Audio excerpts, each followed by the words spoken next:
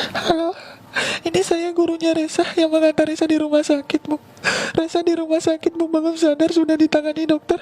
Kebetulan dokter yang menangani mau bicara sama Ibu. Dokter, ini orang tuanya Resa, Dok. Halo, selamat sore. Orang tuanya Resa. Ya, benar, saya orang tuanya Resa. Saya gurunya Resa atas nama Rahmat dari sekolahan, Bu. Mau sampein, Bu, Resa di sekolah jatuh terpleset di tangga, mengalami pendarahan di kepala belakang, pingsan gak sadar, Bu. Benarkah? Benar sekali, itu Resanya langsung dilarikan ke rumah sakit sama gurunya atas nama Budian. Untuk informasi lebih lanjut, untuk mengenai rumah sakit dan kondisi terakhirnya, silakan dihubungi langsung Ibu Dian yang berangkat tadi mengantar Resa ke rumah sakit, Bu ya. Ini nomornya dicatat, Bu, langsung dihubungi 0812 1245 7221. Langsung dihubungi, Bu ya, karena itu ditungguin hubungannya, Bu, biar ke rumah sakit juga mendampingi Resa. Terima kasih, selamat sore. Setelah orang tua mendengar telepon tadi tentunya akan melakukan atau akan mengalami kepanikan. Kemudian akan menelpon kembali nomor yang telah diutarakan oleh para pelaku untuk melakukan konfirmasi. Dan pelaku tersebut akan mengubah perannya menjadi pegawai rumah sakit. Seperti apa, Mas? Jadi gurunya. Halo, ini saya gurunya Resa yang mengantar Resa di rumah sakit, Bu. Resa di rumah sakit, Bu, belum sadar, sudah ditangani dokter. Kebetulan dokter yang menangani mau bicara sama Ibu. Dokter, ini orang tuanya Resa, Dok.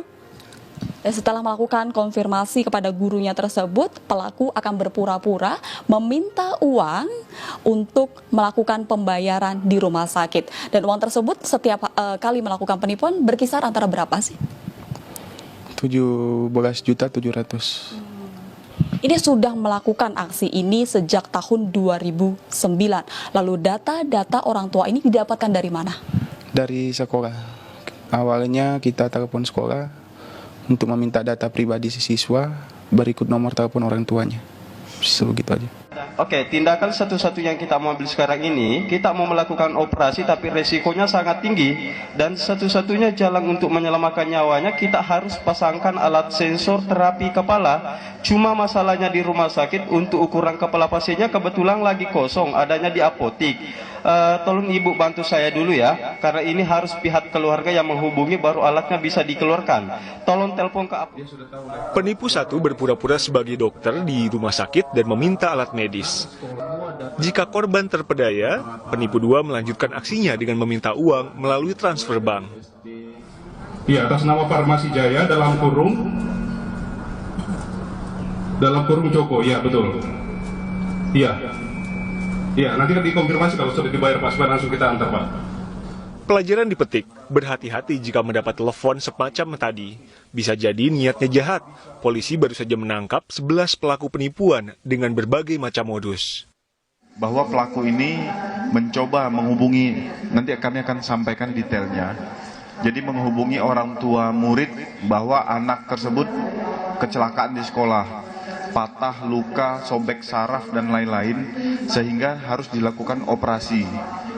Ada yang berperan sebagai guru, ada berperan sebagai dokter rumah sakit, ada yang berperan sebagai anak korban yang nangis-nangis, ada yang berperan membuka rekening, ada yang berperan mengambil hasil kejahatan itu.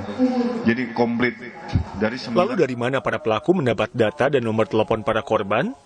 Mereka mengatasnamakan diri mereka ini orang yang bekerja di Dinas Pendidikan, sehingga menghubungi pihak sekolah untuk meminta data murid dan wali murid, alamat rumah beserta nomor telepon rumah dan handphone. Dari situlah mereka random menghubungi para orang tua korban. Jaringan penipu yang berasal dari Sidrap dan Makassar ini telah beraksi sejak tahun 2011 di sejumlah daerah dan merampok uang hingga jutaan rupiah per korbannya.